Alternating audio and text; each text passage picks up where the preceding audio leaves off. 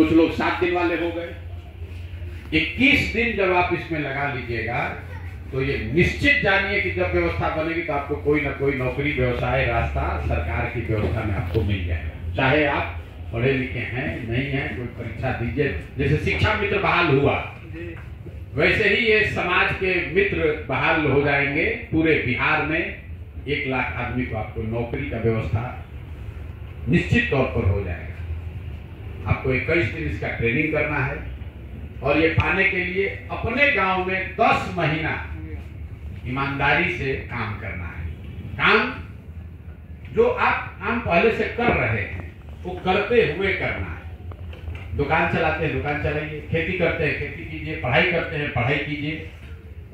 उसको करते हुए, जैसे क्रिकेट देखते हैं, भोजपुरी गाना सुनते हैं, खेलने जाते हैं, नाटक देखते हैं, वैसे 2 घंटा अपना जीवन का डेली निकालिए।